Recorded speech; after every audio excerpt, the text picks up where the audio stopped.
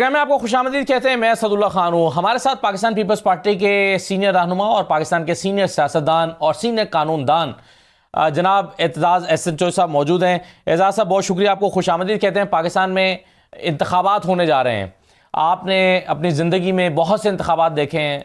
आपको माजी के इंतखाबात और 2024 के इंतखाबात में कोई फ़र्क महसूस होता है? ये तो इंतखाब ही नहीं है, ये तो सिलेक्शन है। इसमें तो कोई मतलब है, अगर ये 100 कदम का रास्ता होता आज से इंतखाब तक या गुज़श्ता महीने से आइंदा 8 फरवरी तक, अगर 100 गज़ का फ़र्ज़ कीजिए रास्ता होता तो अगर जिन औकात में को ये हुई है, रिगिंग हुई है, तो वो पहले 20 कदम में हो गई जी। फिर जाके 70 से 80 कदम में उस स्टेज पे हुई, फिर जाके पोलिंग डे पे हो गई। ये तो पहले जब पहला पाँव ही आप रखते हैं इस सफ़र, इस 100 गज की पट्टी पे, वहीं से धांधली ये राजा सिकंदर सुल्तान जी। इसकी धांधली शुरू हो जाती है। और हर चीज़ में इसमें इम्तियाज़ भी बढ़ता है। और लेवल प्लेइंग फील्ड क्या, इसने तो प्लेइंग फील्ड में का एक हिस्सा ऊंचा करके और उसमें तख्त पे नवाज शरीफ को बिठा दिया है। ये इलेक्शन अगर, और लगता है कि होगा, नवाज शरीफ अगर 5वीं या 4थी मरतबा वज़ारत उज़्मा की कुर्सी पे बैठे तो ये तो सिर्फ और सिर्फ राजा सिकंदर सुल्तान की मरून मिन्नत होगा। सही है। और आप देखें जी, कभी ये नहीं था सोचा कि पहली स्टेज जो है, जो मैंने कहा पहले 20 गज भी सही वो शुरू हो गई धांधली, तो ये नहीं था सोचा कि आदमी जा रहा है, एक कैंडिडेट जा रहा है, बगल में उसके लिफाफा है सारा उसके नॉमिनेशन पेपर्स का, वो छीन के जा रहे हैं। और मीडिया में वो आ रहा है, वो जिस तरह छीन रहा है बेगम परवेज़ इलाही साहबा से, वो नज़र आ रहा है, वो आइडेंटिफाई हो सकता है। और ये 20 ऐसे वाक़यात देखने में आए हैं मीडिया पे। फिर वो रिटर्निंग अफसर का सारा दफ्तर बंद हो गया, बंद कर दिया, किसी को जाने ही नहीं दे रहे, स्वाए को मखसूस कैंडिडेट्स के। लेकिन तो ऐसी तो चीज कभी सुनी ही नहीं थी, लेकिन सर सोची नहीं थी, ये सारी चीजें बियॉन्ड इमेजिनेशन जी। लेकिन इसमें ये इंटरफियरेंस और बड़ी जानिबदाराना इंटरफियरेंस नून लीग और मियां मोहम्मद नवाज शरीफ के हक में कर रहा है राजा सिकंदर सुल्तान। चाहिए जी। एतजाज़ साहब, ये जो आप इलेक्शन कमीशन के हवाले से बात कर रहे हैं, ऐसी ही कुछ बातें आज शुएब शाहीन साहब ने भी की हैं।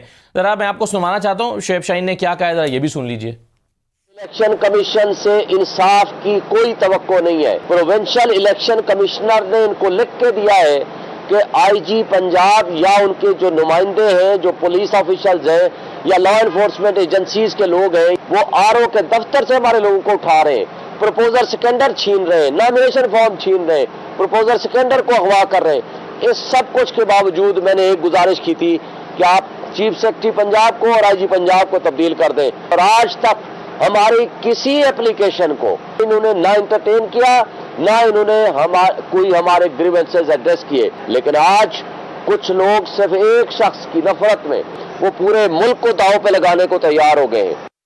साहब, ये सारी चीजें जब सुप्रीम कोर्ट में गई तो सुप्रीम कोर्ट में तहरीक इंसाफ ये सब कुछ काजी फैसला साहब के सामने साबित नहीं कर सकी। और काजी फैसला साहब जो हैं वो उन्होंने कहा कि आप मुझे हमें कोई एविडेंस दीजिए, कोई चीज़ें दिखाइए, कोई लिस्ट दीजिए। तो आपके ख्याल में तहरीक इंसाफ के वकला ने केस सही तरीके से प्रेजेंट नहीं किया?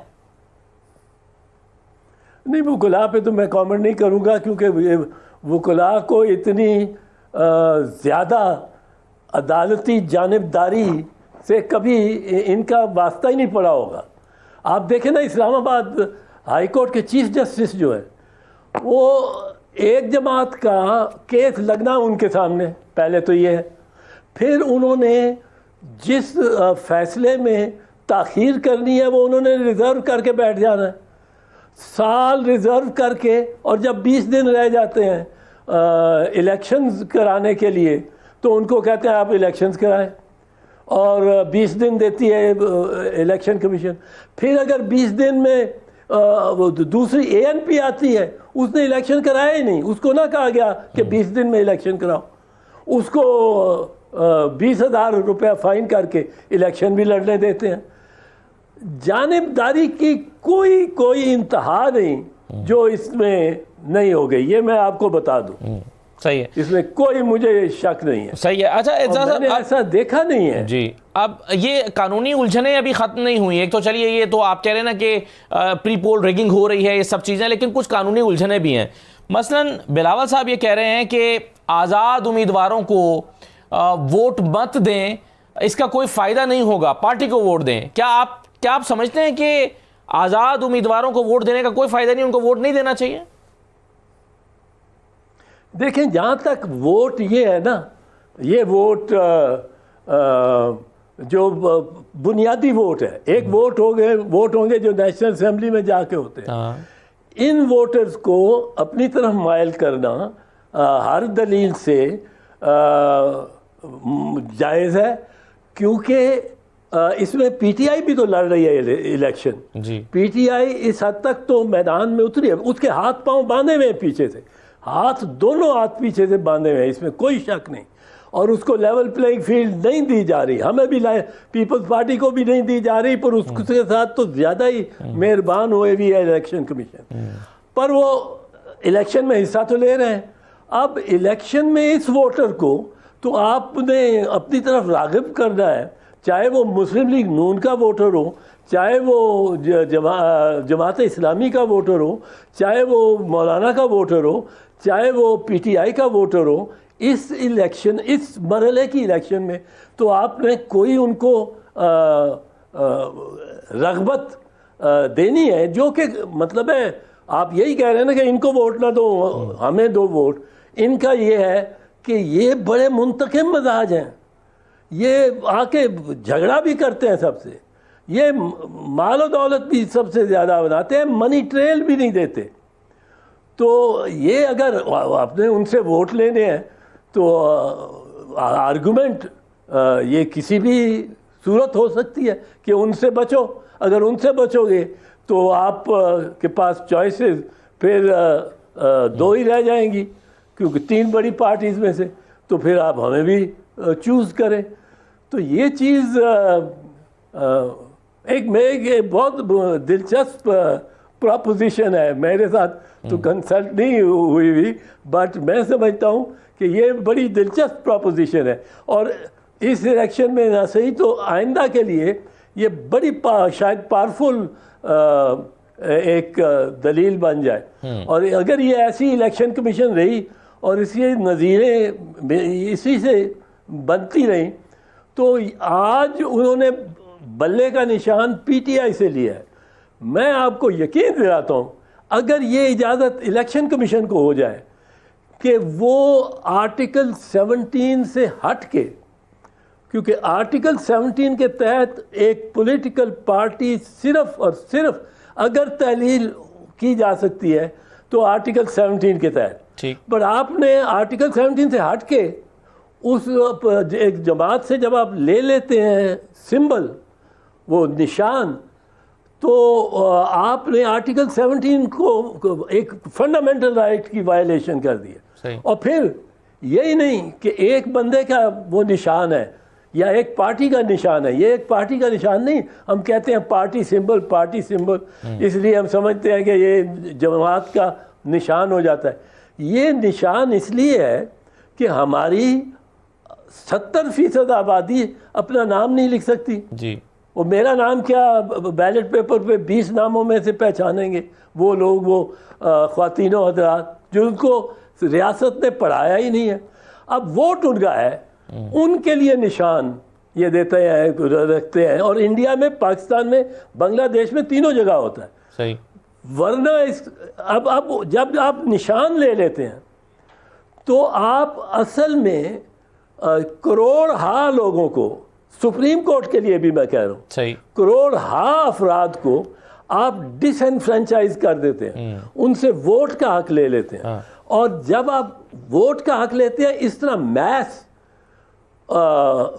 अमूमी किस्म का फैसला करके, जी, तो आप इस कानून की भी खिलाफ वर्जी कर रहे हैं।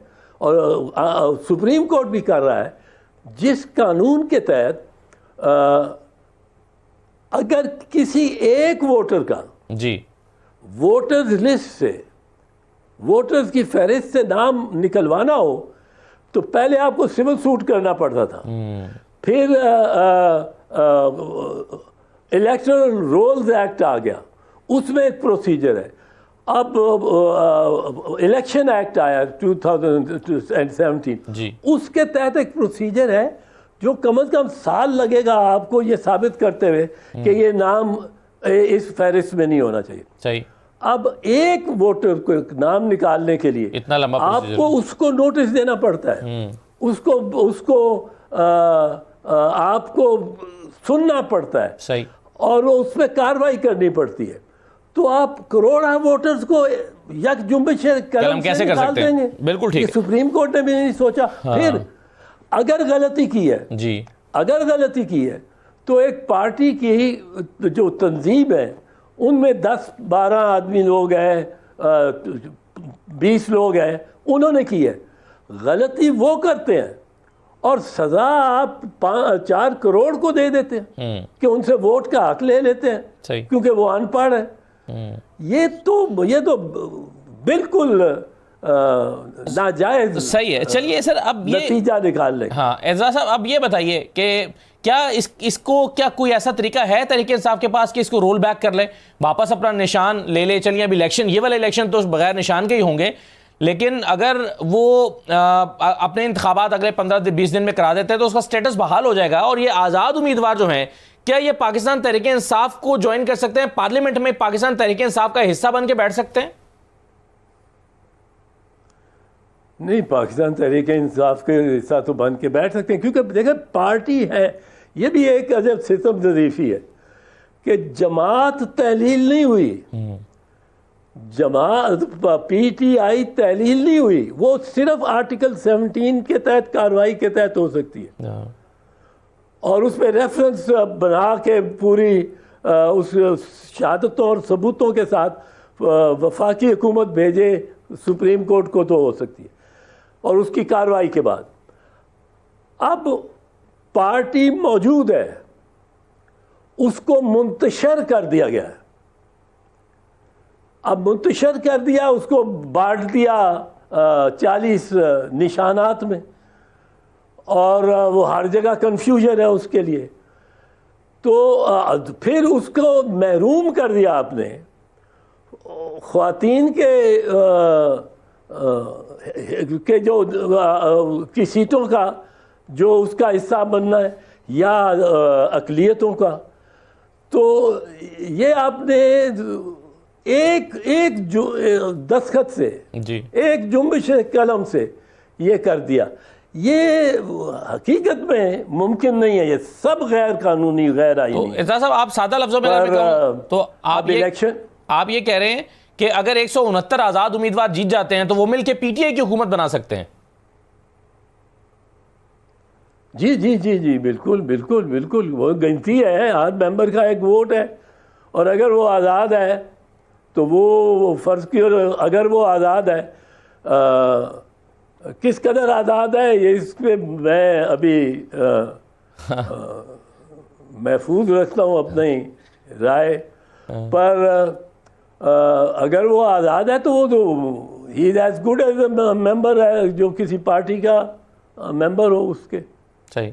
एजाज साहब, ये भी बताइए कि एक आज़ाद उम्मीदवार जो कि एक पार्टी का मेंबर है, यानी ज़्यादातर आज़ाद उम्मीदवार इस वक्त पाकिस्तान तहरीक इंसाफ के मेंबर हैं, पार्टी के मेंबर हैं, क्या जीतने के बाद वो किसी और पार्टी को के हक में वोट डाल सकते हैं? एक तो होता है ना वो आज़ाद उम्मीदवार जिसने अपने नॉमिनेशन पेपर्स में लिखा है मैं आज़ाद हूं, मैं किसी पार्टी का नहीं हूं, मैं आज़ाद हूं, लेकिन एक कह रहा है कि मैं पाकिस्तान तहरीक इंसाफ का उम्मीदवार हूं या पाकिस्तान तहरीक इंसाफ का मेंबर हूं, वो भी क्या पीपल्स पार्टी या किसी और जमात को ज्वाइन कर सकता है?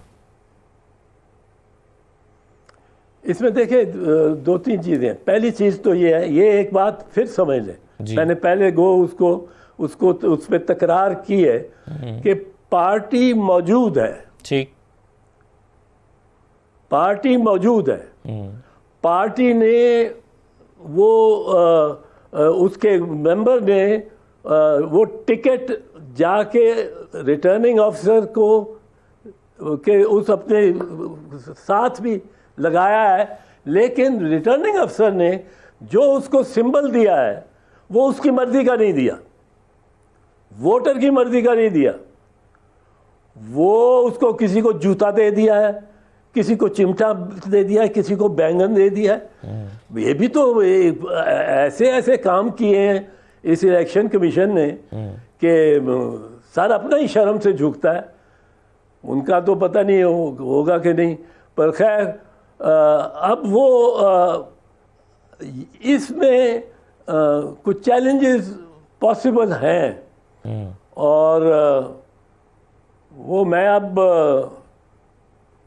पीटीआई की वकालत तो नहीं कर रहा हूँ। सही है सर, पीटीआई की वकालत ना कीजिए, लेकिन क्या बिलावल की वकालत कर सकेंगे? क्योंकि बिलावल ये कह रहे हैं कि हम आज़ाद उम्मीदवारों के साथ मिलकर हुकूमत बनाएंगे। बेहतर यह है कि हम नून लीग के साथ मिलकर हुकूमत बनाएं, इससे बेहतर हम आज़ाद उम्मीदवारों के साथ मिलकर हुकूमत बना लें।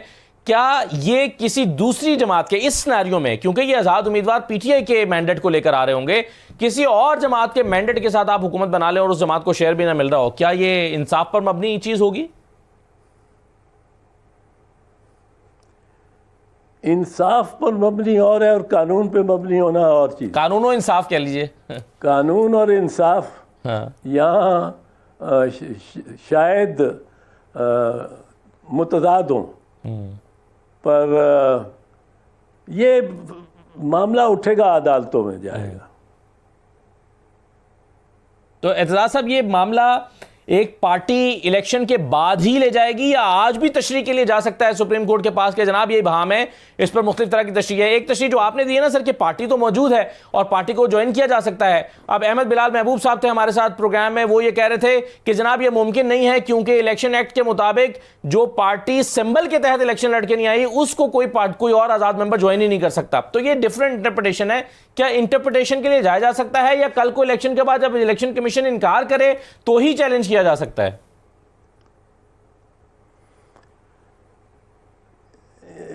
ऐसे मामले में तो सुप्रीम कोर्ट को खुद नोटिस ले लेना चाहिए था ताकि इस उलझाव को ख़त्म किया जा सके। और ये जो मामला है इस पे बड़ी सीरियस कॉन्टेस्ट नज़र आती है मुझे, जो पार्लियामेंट में जब आएंगे। और बुनियादी तौर पे इस पे 3 दिन ही मिलते हैं एक आज़ाद उम्मीदवार को अपनी वाबस्तगी बताने के लिए जी।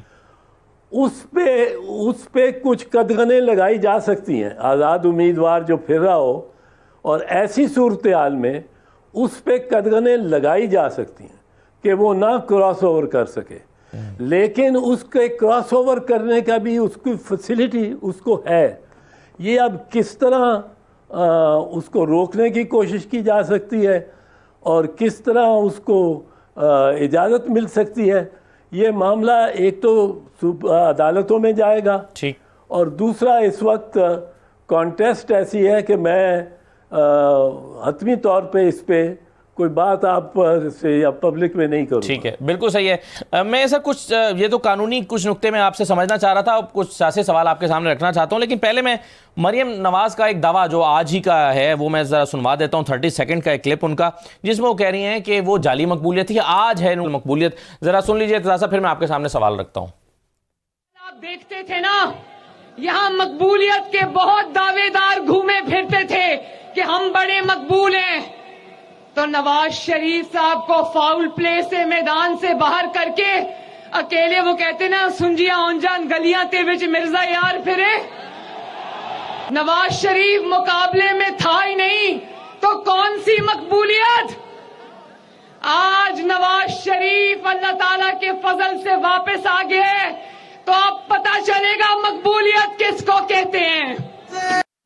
एतजाज साहब, आपकी तो उम्र बीत गई इसी दश्त की सयाही में, ये आज कौन है सबसे ज्यादा मकबूल पंजाब में बिलखुसूस?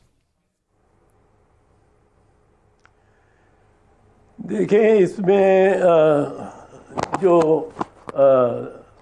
नवाज शरीफ को के बारे में कहना कि उनको मकबूलियत से दूर रखा गया, वो तो अपनी मर्ज़ी से दूर रहे और कानून की ख़िलाफ़ वर्जी, आइन की, कानून की ख़िलाफ़ वर्जी करते हुए दूर रहे। 4 हफ्ते की इजाज़त लेके गए थे अदालत से, 4 साल बाद आए, और वो भी इस शर्त पे कि लंदन माहदे के तहत सारी लेवल फील्ड हो जाए, बल्कि उनकी जो माहदे की बुनियाद ये है कि गलियां हो जान सुनियां बिच मिर्जा यार फिरे।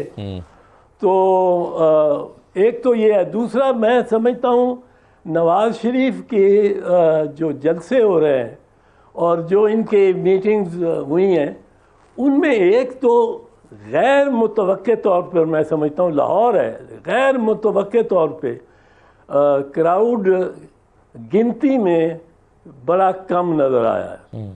और दूसरा, उसमें वो वोल्टेज नहीं नज़र आई जो वोल्टेज उसमें थी उस क्राउड में, जब मरियम अकेली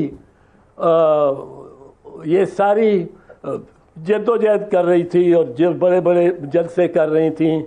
और जिस वक्त मैं समझता हूँ उनका इमेज भी बना मरियम का इन दी पार्टी, उनकी अपनी पार्टी में एक बहुत कदावर इमेज इसलिए बन गया कि उस वक्त जब उनके भाई भागे हुए थे, उनके भाई नहीं आते थे, पाकिस्तान आने को तैयार थे, और वो ना अपनी वालदा की फौतगी पे, ना अपनी दादी की फौतगी पे वो तशरीफ़ लाए। वो बाहर ही पाकिस्तान के फिरते रहते हैं, हीथ्रो एयरपोर्ट तक आते हैं और वापस चले जाते हैं। और ये बहन जिसने ये मुस्लिम लीग का, नून का झंडा उठाए रखा, इन्होंने बड़ा एक डेंट डाला था। लेकिन वो जलसे देख के और आज के जलसे देख के, सिर्फ ये नहीं कि लाहौर में या पंजाब में सर्दी बहुत पड़ रही है जी। सर्दी में आप वोल्टेज देखें जितनी पीपल्स पार्टी के जलसे में हो रही है या पीटीआई में हो सकती है, उनके छोटे छोटे होते हैं। मैंने उनके 1-2 देखे हैं, क्योंकि इस वक्त जो चेयरमैन पाकिस्तान तहरीक इंसाफ है जी, वो मेरे साथ मेरे दफ्तर में एज एन एसोसिएट 20-22 साल से काम कर रहे हैं। और सो आई नो, अब मैं उसमें तो दिलचस्पी लेता हूँ कि गौर अली खान का जलसा कैसा हुआ है, उसमें ध्यान देखें। और केपी में कुछ बहुत अच्छे जलसे हुए हैं, जलसे को जान देखें, या चेयरमैन बिलावल के जलसे में जान देखें कितनी वोल्टेज है, वो भी देखें। ये डेड फिश जो क्राउड हैं, ये कोई फायदा नहीं पहुंचाएंगे। एतजाज साहब, जिस तरह से ले गए आपने, जैसे आपने शुरू में इलेक्शन कमीशन का जिक्र किया, और अभी सिस्टम एक तरह से पीएमएलएन की मदद कर रहा है, हुकूमती मशीनरी भी कर रही है। हम देखते हैं कि पीटीआई के बैनर्स रातों रात उतर जाते हैं, रात को लगते हैं सुबह तक उतर चुके होते हैं। लोग पकड़े जा रहे हैं, कारकुनान गिरफ्तार किए जा रहे हैं। वो लोग जो मुमकिन तौर पर गली मोहल्ले में कैंपेन कर सकते हैं, उन लोगों को उठाया जा रहा है। जो यूसीज के चेयरमैन रहे हैं या यूसीज में एक्टिव कारकुन थे, वो हर हल्के में उठाए जा रहे हैं। आपके और नून लीग को ऐसा लगता है कि इस वक्त ये तवक्को भी है कि election management system polling day पर भी उनकी कोई मदद कर सकता है, नंबर्स की हेराफेरी में भी? आपको इस बात का खदशा दिखाई देता है कि इसके बावजूद पोलिंग डे पर भी कुछ हो सके? उससे पहले तो बहुत कुछ हो रहा है। यकीनन होगा जी, यकीनन। और ये चाहेंगे कि पोलिंग स्टेशन खाली हो जाए और खाली रहे। ये इनकी बिल्कुल ये भी समझ लें वो लंदन प्लान और लंदन एग्रीमेंट का हिस्सा ही लगता है। पर आपने देखा जिस तरह चेयरमैन बिलावल ने अपने ये इस आगाज़ में ही, इस कैंपेन में ये भी डिमांड किया है कि जो ख़वातीन कैदी हैं उनको रिहा करें। ये बहुत हो गई और इतनी जुल्म और इस तरह ये नहीं होना चाहिए। और उन्होंने ये भी कहा है कि हम किसी को ये नहीं इनकार किसी को करना चाहते कि उसके पास लेवल प्लेइंग फील्ड ना हो या कोई कैद में पड़ा रहे और इधर इलेक्शन होते रहे। तो इस वास्ते ये जो उन्होंने इस नतीजे पे पहुँचे हैं, जिस नतीजे पे मैं तो खैर बहुत अरसे से था कि नून लीग बुनियादी तौर पे इंतकाम सही की तरफ जाएगी और इनकी सोच ही ऐसी है कि ये बर्दाश्त इनमें कम है। चलिए, और एजाज साहब हम दुआ कर सकते हैं, मतलब जमहूरियत के जमहूरी निज़ाम को ही नुकसान हो। उम्मीद कर सकते हैं, दुआ कर सकते हैं कि अच्छा हो पाकिस्तान के लिए, जो भी जीते वो इस सोच के तहत ना, आप कह रहे हैं जिस तरह से कि ये बदले की सोच, इंतकाम की सोच रखते हैं। बहुत शुक्रिया एजाज साहब, आपने कानूनी पहलुओं पर और सियासी सूरत हाल पर दोनों पर ही बहुत जामे तबसरा किया। आपका बहुत शुक्रिया प्रोग्राम में शिरकत करने के लिए। एक ब्रेक लेते हैं नाज़रीन, ब्रेक के बाद वापस आते हैं। तो साबिक गवर्नर पंजाब और सीनियर सियासतदान चौधरी सरवर साहब हमारे साथ मौजूद होंगे, उनसे जरा बातचीत करेंगे। हमारे साथ रहिए। ब्रेक के बाद आपको दोबारा खुशामदीद कहते हैं। चौधरी सरवर साहब हमारे साथ मौजूद हैं, साबिक गवर्नर पंजाब, सीनियर सियासतदान और पंजाब की सियासत पर बिलखुसूस बहुत गहरी नज़र रखते हैं, पाकिस्तान के मसाइल पर बहुत गहरी नज़र रखते हैं। जहाँ जहाँ इन्हें मौका मिला इन्होंने अपनी कैपेसिटी में रहकर अपना किरदार भरपूर तरीके से अदा करने की कोशिश की है। और इस वक्त सियासत, चूँकि पाकिस्तान की सियासत मुख्तलिफ तरह से एक बहुत बड़ी एक पेचीदगी का शिकार दिखाई दे रही है, तो आज के इस मामले पर हम चौधरी साहब से गुफ्तगू करते हैं। बहुत शुक्रिया चौधरी साहब, खुश आमदीद। सबसे पहले तो सर ये बताइए कि आपने हमेशा अपनी कैपेसिटी में रहते हुए, चाहे गवर्नर हैं चाहे आप किसी और रोल में, आपने अपना किरदार अदा करने की कोशिश की। अब भी आप काफ लीग को में आए और जिस अंदाज में आए हमें लगा कि बहुत ही मुतहरिक किरदार होगा, और एक तरह से तो हमें लगा कि काफ लीग रीलॉन्च होने जा रही है। आप अपने मकसद में कामयाब क्यों नहीं हो सके चौधरी साहब? देखें, पहली बात तो यह है कि इंसान के बस में जो है कि वो कोशिश कर सकता है, और मैं आपको ये बात कहना चाहता हूँ कि चाहे मैं अपोजिशन में था, चाहे मैं हुकूमत में था, तो मैंने हमेशा पाकिस्तान का सबसे पहले सोचा है। और जब आपको मालूम है कि कश्मीर के मामले पे इंडिया के साथ हमारे प्रॉब्लम्स खड़े हुए, तो मैं उस वक़्त नून की हुकूमत थी, मैं तहरीक इंसाफ में था, तो मैं 2 हफ़्ते मुख्तलिफ़ यूरोपियन ममालिक में कश्मीर की काज जो है, वहाँ की जो पॉलिटिशियंस हैं उनको समझाने के लिए गया। फिर जब मैं हुकूमत में था तो उस वक़्त भी मैंने GSP प्लस पाकिस्तान को दिलवाया। जब मैं हुकूमत में नहीं था, अब रिव्यू की ज़रूरत थी, तो उस वक़्त भी मैंने रिव्यू में भी अपना भरपूर किरदार अपोजिशन में रहते हुए अदा किया। अब आपने मुस्लिम लीग काफ की बात की है, यकीनी तौर पर जो थे हम एम्बिशन, वो हमारी पूरी नहीं हो सकी, लेकिन इसके बावजूद हमारे कैंडिडेट जो हैं माशाल्लाह गुजरात से बहुत मजबूत पोजीशन में हैं। और उसके अलावा मैं कल जो है शेखुपुरा में जा रहा हूँ, वहाँ हमारा कैंडिडेट गुराया साहब MP का इलेक्शन लड़ रहे हैं। अतवार के दिन मैं शोरकोट जा रहा हूँ, वहाँ माधुलाल साहब इलेक्शन लड़ रहे हैं। लेकिन चूँकि बहुत सारी कन्फ्यूजन थी कि हमारा इत्तेहाद जो है नून के साथ होगा या नहीं होगा, पार्टियों में जो है यकीनी तौर पर बयानिया जो है वो बहुत असरअंदाज होता है। और दूसरा ये किसी को नहीं मालूम था कि 9 मई का वाक़या हो जाएगा, और उसके बाद मैं ये समझता हूँ एज ए सियासतदान कि 9 मई के वाक़े के बाद जो नुकसान हुआ है वो PTI को तो हुआ ही हुआ है, लेकिन पीपल्स पार्टी और काफ लीग को इससे बड़ा नुकसान जो है पहुँचा है। बहुत से लोग जिनको टिकट नहीं मिलना था, उन्होंने आना था काफ में या उन्होंने आना था पीपल्स पार्टी में, तो एक नई जमात बनने की सूरत में फिर बहुत से लोग जो हैं उस तरफ। सही है चौधरी साहब, लेकिन आपने जैसे क्या कहा, इंसान कोशिश करता है लेकिन इंसान एनालाइज भी तो करता है। आपके ख्याल में क्या वजह क्या हुई कि ये इत्तेहाद एक तो नहीं हो सका नून लीग से उस तरह से जिस तरह से आप लोग चाहते थे? बुनियादी रुकावट क्या बनी? देखें जी, ये मुस्लिम लीग काफ की लीडरशिप का ये ख्याल था कि शहबाज शरीफ प्राइम मिनिस्टर नहीं बन सकते थे अगर वो काफ के लोग जो हैं उनको वोट नहीं देते। फिर चौधरी शुजात साहब ने अपने ख़ानदान में बहुत बड़ी कुर्बानी दी, इस ख़ानदान की यूनिटी की लोग मसाले दिया करते थे और आज वो आपस में सख्त तरीके से एक दूसरे के ख़िलाफ़ जो हैं।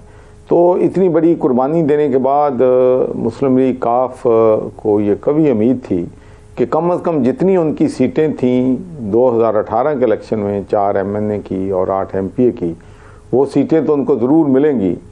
और आखिरी वक्त तक, चंद दिन पहले तक नॉमिनेशन जमा होने से तो यही कहा जाता था कि इतनी सीटें कम से कम जो हैं हमें सीट एडजस्टमेंट में मिलेंगी।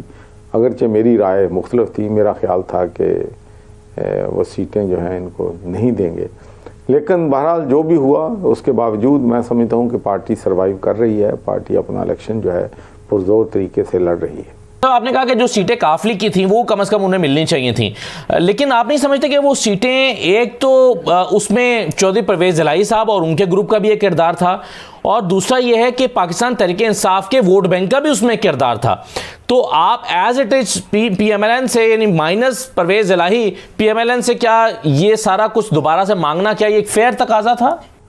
नहीं, माना नहीं, ये बताया जाता है कि ये कमिटमेंट थी कि जितनी सीटें हैं जब इलेक्शन होगा तो इतनी सीटें आपको मिलेंगी। मांगने वाली बात नहीं। अच्छा, कमिटमेंट थी, that's what I can told. तो ये नून लीग ने मिस कमिटमेंट की, वादा खिलाफी की।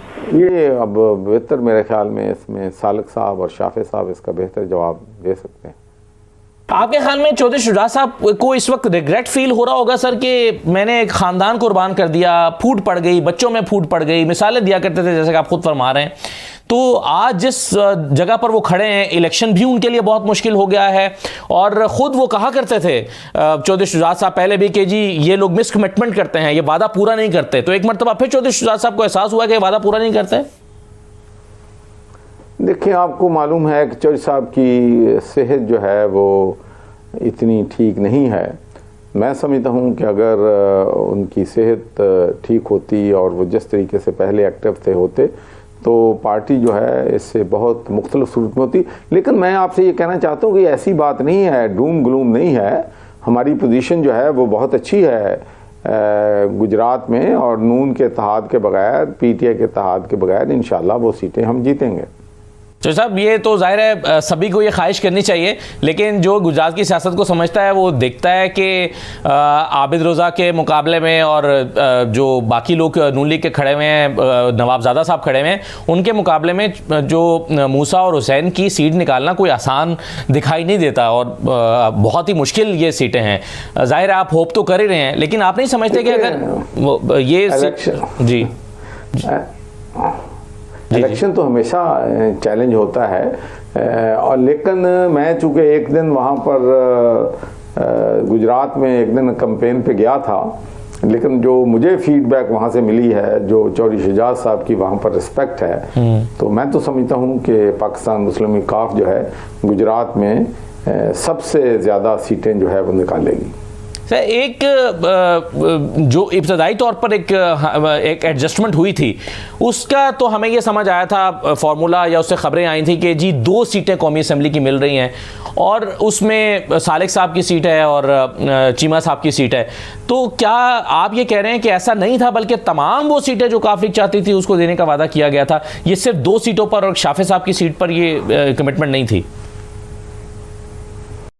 नहीं जी, मैं जो मेरी अंडरस्टैंडिंग है वो ये है कि 4 MNA की सीटें जो हैं, देखें चाहे वो परवेज़ इलाही की सीट थी, चाहे वो सालिक की सीट थी, चाहे वो तारिक बशीर चीमे की सीट थी, बात यह है कि वो मुस्लिम लीग काफ़ी वो जो थी वो सीटें थी, तो वो सारी उनको मिलनी चाहिए थी। लेकिन मैं तो किसी नेगोशिएशन में शामिल नहीं था, इसलिए मैं इससे ज़्यादा कोई और कमेंट नहीं करना चाहता। चलिए, ये सर आपके ख्याल में आप क्या समझते हैं कि चौधरी शुजात साहब इस वक्त सियासी तारीख के सही समत में खड़े हैं या परवेज़ इलाही साहब सही समत में खड़े हैं?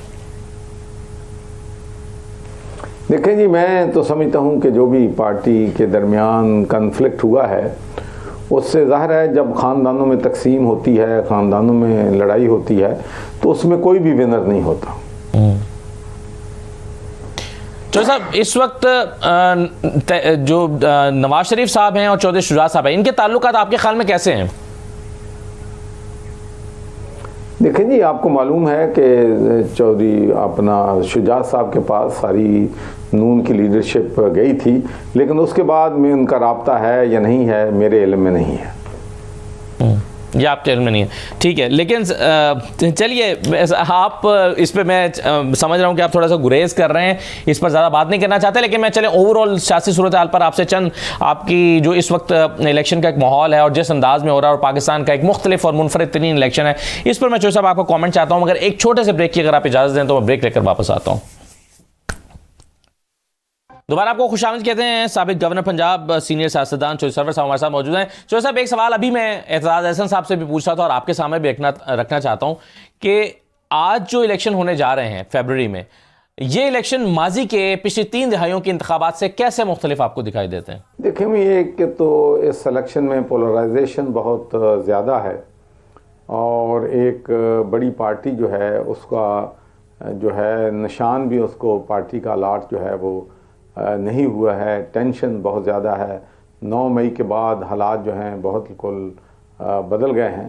तो ये काफ़ी मैं समझता हूँ कि पोलराइजेशन है और मैं तो समझता हूँ कि तमाम सियासी जमातों को एक प्लेटफॉर्म पे आना चाहिए। लेकिन सियासत में दुश्मनी नहीं होती।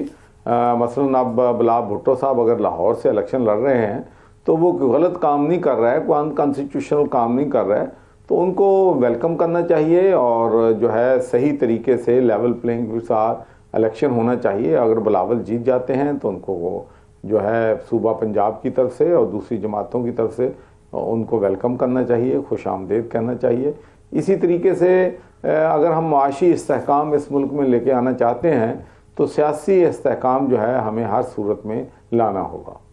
सही है। चौधरी साहब, आपकी बड़ी गहरी नज़र है हल्का जाती सियासत पे और इंतखाबी सियासत पे। बिलावल साहब की आपने जीत के हवाले से बात की, आपको लगता है वैसे वो रिवाइव कर सकते हैं, पीपल्स पार्टी रिवाइव कर सकती है लाहौर में, पंजाब में या बिलखुसूस लाहौर में एक सीट पर जहां वो लड़ रहे हैं? देखें जी, जो यहाँ पर जलसा हुआ है और जिसमें मैंने अवाम का जोश व खरोश देखा है, वो लोग जो हैं वो अपनी मर्ज़ी से आए थे, नारे लगा रहे थे। आपने देखा है कि जलसों में जब लीडर आते हैं तो उससे पता चल जाता है कि ये लोग जो हैं ज़बरदस्ती लाए गए हैं या अपनी खुशी से आ गए हैं। तो मैं समझता हूँ कि एक अच्छी गुडविल है। बेनज़ीर भुट्टो साहबा ने लाहौर से 35 साल पहले नेशनल असम्बली का इलेक्शन लड़ा था और जहाँ से वो जीती थी, और मैं समझता हूँ कि तारीख़ अपने आप को दोहराने जा रही है। लोग समझते हैं कि जुल्फ़िकार अली भुट्टो शहीद का नवासा इलेक्शन लड़ रहा है, बेनज़ीर शहीद का बेटा इलेक्शन लड़ रहा है और लोग जो हैं उसके साथ वफा जो है वो निभानी चाहते हैं। तो उन्होंने अपने मुल्क के लिए, मुल्क के मफादात के लिए, जुल्फ़िकार अली भुट्टो का क्या कसूर था? उसका यही कसूर था कि उसने तमाम इस्लामी मुल्कों की सरबराह कॉन्फ्रेंस जो है वो कॉल की थी और उसके बाद एटम बम बनाया था। तो बेनज़ीर भुट्टो मज़दूरों की बात करना चाहती थी, मुल्क में इक्वल अपॉर्चुनिटीज़ लेके आना चाहती थी। तो ये बहुत बड़ी कुर्बानी जो है इस ख़ानदान ने दी है। और फिर मोर इम्पॉर्टेंटली कि कभी इन्होंने कुर्बानियाँ देने के बाद हमेशा यही चाहा है कि पाकिस्तान मुस्तहकम होना चाहिए, फेडरेशन मजबूत होनी चाहिए और सूबों को मोर इख्तियारात जो हैं वो देने चाहिए। मैं समझता हूँ कि there are lot of positive things सही है अबाउट बिलावल। और बिलावल भुट्टो भी एज ए फॉरेन मिनिस्टर बहुत कामयाब फॉरेन मिनिस्टर थे। सही है। चौधरी साहब, जिस तरह से आपने बिलावल की और पीपल्स पार्टी की तहसीन की है और पिछले दिनों में आपके कुछ कुर्बतें बढ़ती हुई दिखाई भी दी हैं, बहुत सारे लोगों के जहनों में ये सवाल पैदा हो रहा होगा कि क्या आप पीपल्स पार्टी की तरफ रगबत रखते हैं या जाने का इरादा रखते हैं? देखें, मैंने अभी तक तो जो फैसला किया है वो यही फैसला है कि मैं बिलावल भुट्टो को जो लाहौर का एक हल्का है उससे सपोर्ट करता हूँ और उसमें मेरी दो उसकी वजूहात हैं। एक वजह तो ये है कि मेरे भुट्टो ख़ानदान के साथ, बेनज़ीर साहबा के साथ तकरीबन 40 साल के उनके साथ मेरे तल्क़ात हैं और जब मुल्क में मार्शल लॉ था तो बेनज़ीर वहाँ पर जमहूरियत के लिए, आमरीत के ख़िलाफ़ जद्दोजहद कर रही थी, तो मैं उनके शाना बशाना था। तो एक तो ज़ाती ताल्लुकात जो हैं यकीनी तौर पर इस ख़ानदान के साथ मेरे हैं, और दूसरा मैं ये भी समझता हूँ कि जो भी कैंडिडेट मैदान में हैं उनमें बिलावल भुट्टो साहब जो हैं वो बेस्ट सबसे अच्छे उम्मीदवार हैं, और इससे फेडरेशन को भी अच्छा मैसेज जाएगा, छोटे सूबों को भी अच्छा मैसेज जाएगा कि एक दूसरे सूबे का लीडर जो है यहाँ से इलेक्शन लड़ रहा है और यहाँ के लोगों ने। जो साहब आपकी ये जो हिमायत है ये हिमायत आपकी गैर मशरूत है, या बिलावल साहब अगर जीत जाते हैं लाहौर की सीट तो उसके बाद भी आप कुछ इरादे रखते हैं? देखें जी, मेरी जो सपोर्ट है वो अनकंडीशनल है, और मैं आपको ये बात बताना चाहता हूँ कि बहुत से लोग समझते हैं कि चूंकि बिलावल भुट्टो मेरे घर तशरीफ़ लाए थे और इसलिए मैं उनको सपोर्ट कर रहा हूँ, या ज़रदारी साहब से मेरी मीटिंग हुई है। जिस दिन मुझे पता चला था कि बिलावल भुट्टो जो हैं वो लाहौर से इलेक्शन लड़ रहे हैं, तो इन मुलाकातों से पहले मैं चौधरी शुजात साहब के साथ गया था और मैंने उनसे कहा था कि देखें हमारी चूँकि सीट एडजस्टमेंट भी नहीं हुई है और मैं समझता हूँ कि बिलावल को मैं सपोर्ट करना चाहता हूँ, तो हमने पार्टी में हर शख्स को आज़ादी दी है कि वो जिसको सपोर्ट करना चाहे। जहाँ पर हमारे मुस्लिम लीग काफ के कैंडिडेट खड़े हैं हम उनको भरपूर तरीके से सपोर्ट कर रहे हैं, जहाँ हमारे कैंडिडेट नहीं हैं वहाँ पर हमारी पार्टी के कारकुन, हमारी पार्टी के जो लीडरशिप है वो जो भी फैसला करे हम उनको एंडोर्स। फेयर एनफ, आपका ये राइट है, आप किसी को भी दूसरे हल्के में सपोर्ट कर सकते हैं। लेकिन चौधरी साहब जैसे कि नवाज शरीफ साहब की ने चौधरी साहब के बकौल उनको चौधरी शुजात साहब को ज़िंदगी में बहुत सारे धोखे दिए हैं, इसका तस्करा उन्होंने अपनी किताब में किया हुआ है कि ये बहुत सारी इन्होंने मिस कमिटमेंट की, अपनी कमिटमेंट पूरी नहीं करते। अब एक मरतबा फिर ये साबित हुआ है। अब अगर हुकूमत साजी का मरहला आता है और उसमें चंद सीटें काफ लीग जीतती है, तो क्या फिर भी ये इम्कान मौजूद रहेगा कि काफ लीग नून लीग के साथ हुकूमत में शामिल हो जाए, बावजूद उसके कि माजी के तल्ख तजर्बात में एक और तजर्बे का अभी हाल ही में इजाफा हुआ है?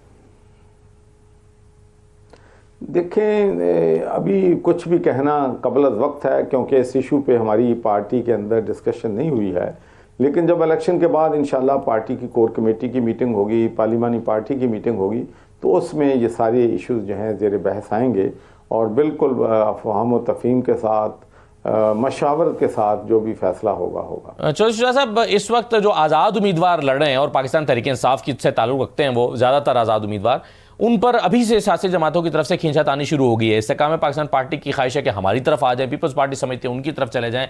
क्या काफ लीग भी ये चाहेगी कि तहरीक इंसाफ के मैंडेट पर जीतने वाले आज़ाद उम्मीद काफ लीग में शामिल हो जाए?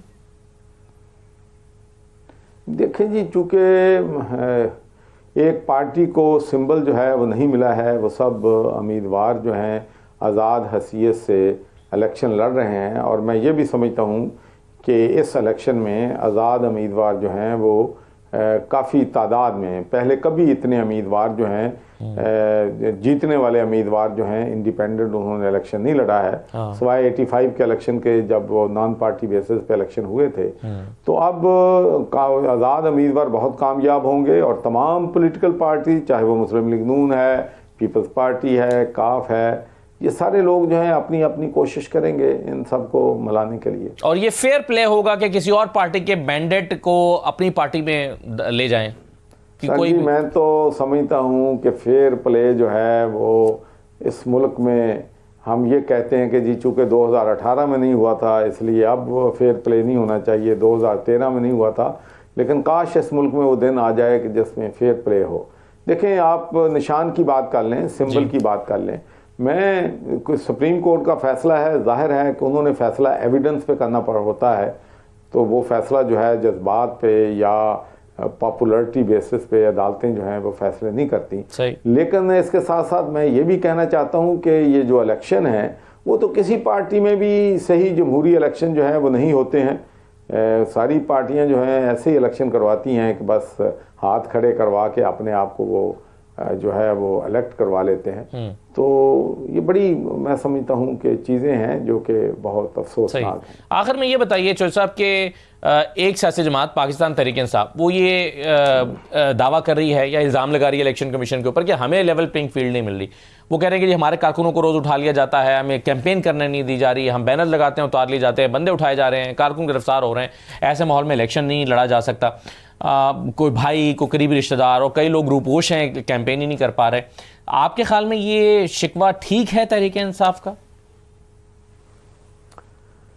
देखिए जी, लॉट ऑफ इश्यूज जो वो रेज कर रहे हैं उनमें जो है मेरिट है, और हम तो यही कह सकते हैं, और आपको मालूम है कि बिलावल भुट्टो ने तो बड़े अपनी तकरीर में बड़े वाज़ेह अल्फाज में कहा है कि अगर आप लोग तीर को साथ देंगे तो हम इस मुल्क से इंतकाम की जो सियासत है उसको हमेशा के लिए ख़त्म जो है वो कर देंगे। तो मैं समझता हूँ कि इस सियासत से, इंतकाम की सियासत से, पकड़ दकड़ से जो है मुल्क को नुकसान ही हो सकता है, फ़ायदा तो नहीं हो सकता। बहुत शुक्रिया चौधरी सरवर साहब प्रोग्राम में शिरकत करने के लिए। नाज़रीन, इंतखाबात इस वक्त उसकी जो कैंपेन है वो अपने उरूज पर है। मुख्तलिफ ज़िलों में बहुत कांटेदार मुकाबले हो रहे हैं और कुछ ज़िले कुछ मुख्तलिफ वजूहात की बिना पर बहुत इंटरेस्टिंग है। उन्हीं में से एक सियालकोट भी है। अगर सियालकोट आपके सामने रख देते हैं, हम कोशिश करेंगे कि रोज़ाना हर प्रोग्राम में एक दो अजला की जो सूरत हाल है वो आपके सामने रख दिया करें। ज़रा आज सियालकोट पर एक नज़र डाल लेते हैं। सियालकोट के जो 5 हल्के हैं कौमी असम्बली के, उसमें कांटेदार मुकाबले मुतवक्के हैं। मसलन NA-70 है, यहाँ पर चौधरी अरमगान सुबहानी साहब जो हैं वो मुस्लिम लीग नून के उम्मीदवार हैं, और इनके मुकाबले में डॉक्टर फिरदौस आशिक अवान साहब हैं पाकिस्तान IPP की यानी इस्तेकाम पाकिस्तान पार्टी की, और मुबशर अवान एडवोकेट को पाकिस्तान तहरीक इंसाफ ने अपना नुमाइंदा मुकर्रर किया है।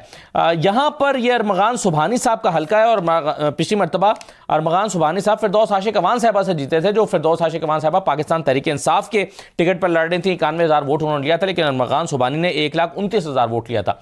और इस मरतबा भी ये जो हल्का है वो अरमगान सुबहानी साहब जो है वही इसमें इलेक्शन लड़ रहे हैं मुबशर अवान एडवोकेट के मुकाबले में। फिरदौस आशिक अवान साहबा सीट एडजस्टमेंट की ख्वाहिशमंद थी, एडजस्टमेंट नहीं हो सकी। अब देखना यह है कि अरमगान सुबहानी का मुकाबला मुबशर अवान के साथ होता है या डॉक्टर फिरदौस आशिक अवान भी पूरा मुकाबला करती हैं। दूसरा जो हल्का है सियालकोट का, ये NA-71 है, और यहाँ से बहुत ही कांटेदार मुकाबला, अगर मैं कहूँ कि पाकिस्तान के सबसे बड़े मुकाबलों में से एक मुकाबला होने जा रहा है तो गलत नहीं होगा। ये ख्वाजा आसिफ और रेहाना डार का मुकाबला है। रेहाना इम्तियाज़ डार जो कि उस्मान डार की वालदा हैं, ये यहाँ से कंटेस्ट कर रही हैं, और ख्वाजा आसिफ साहब जो 2018 का इलेक्शन भी यहाँ से जीते हैं आसिफ उस्मान डार के मुकाबले में तकरीबन 1,000-1,500 वोटों के फ़र्क से। 2013 का इलेक्शन भी ख्वाजा आसिफ जीते थे, 2008 का इलेक्शन भी ख्वाजा आसिफ जीते थे, 2002 का इलेक्शन भी ख्वाजा आसिफ जीते थे। लेकिन पहली मरतबा है कि ख्वाजा आसिफ साहब को यहां पर बहुत सख्त जो है वो मुजाहमत का सामना करना पड़ा अपने सियासी हरीफ की तरफ से। पिछली मरतबा का इलेक्शन बड़ा नेक टू नेक था, लेकिन इस मरतबा का मुकाबला ख्वाजा आसिफ के लिए और भी ज्यादा सख्त दिखाई दे रहा है। फिर आप आ जाइए NA-72 में पसरूर का ये हल्का है। यहाँ से नून लीग ने अली जाहिद को टिकट दिया है, और PTI के अमजद अली बाजवा मैदान में है। अली जाहिद जो है ये पिछली मरतबा 2018 का इलेक्शन भी जीते थे 97,000 वोट लेकर, लेकिन गुलाम अब्बास थे PTI के जिनको इस मरतबा टिकट नहीं मिला, उन्होंने 93,000 वोट लिया था। इस मरतबा उनको टिकट नहीं मिला, इस पर बहुत डिबेट भी हुई है सियालकोट में कि गुलाम अब्बास टिकट के हकदार थे, उनको मिलना चाहिए था, लेकिन बहरहाल अमजद अली बाजवा एडवोकेट जो हैं इनको PTI ने टिकट दिया है।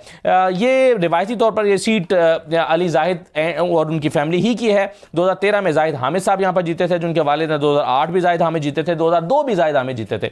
तो सियालकोट रिवायती तौर पर तो मजमूई तौर पर PMLN का चला आ रहा है। 2002 में जाहिद हामिद काफली के टिकट पर जीते थे, लेकिन अब देखते हैं कि पाकिस्तान तहरीक इंसाफ का उम्मीदवार यहाँ पर कितनी टक्कर देता है। NA-73 डस्का का जो हल्का है, यहाँ पर नौशीन इफ्तिखार हैं, इनका मुकाबला अली असद मली से होगा। नौशीन इफ्तिखार के वालिद साहब 2018 में यहाँ से जीते थे, लेकिन बाद में उनकी वफात के बाद यहाँ ज़िमनी इलेक्शन हुआ था। अली असद मली और नौशीन इफ्तिखार के दरमियान 2 मरतबा, एक मरतबा धुन छा गई थी और दूसरी मरतबा फिर दोबारा इलेक्शन हुआ था, नौशीन इफ्तिखार जीत गई थी। अब फिर यही दोनों उम्मीदवार एक दूसरे के मद्दे मुकाबले हैं। समड़याल तहसील का जो हल्का NA-74 है, यहाँ से राना शमीम अहमद खान को नून लीग ने टिकट दिया है। पिछली मरतबा भी राना शमीम अहमद खान ही जीते थे यहाँ से नून लीग के टिकट पर 2018 में, और 1,33,000 वोट इन्होंने ले रखा है। और 2013 में भी राना शमीम अहमद खान ही जीते थे। 2008 में चौधरी शुजात भी यहाँ से इलेक्शन लड़ चुके हैं, लेकिन वो हार गए थे। तो यहाँ से राना शमीम के मुकाबले में PTI के असलम घुमन उम्मीदवार हैं, और इनका मुकाबला होने जा रहा है। तो देखते हैं कि सियालकोट में पाकिस्तान तहरीक इंसाफ के आज़ाद उम्मीदवार कितनी सीटें जीत पाते हैं, और IPP को क्या मिलता है, और नून लीग के हिस्से में कितनी सीटें आती हैं। इजाज़त दीजिए, अल्लाह हाफ़िज़।